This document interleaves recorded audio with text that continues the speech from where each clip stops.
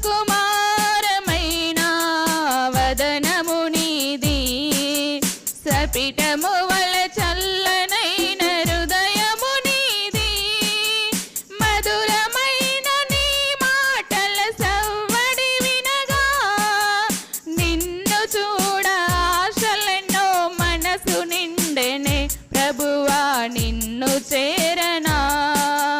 మధురమైన నీ మాటల సవ్వడి వినగా నిన్ను చూడ ఆశలెన్నో మనసు నిండెనే ప్రభువా నిన్ను చేరనా.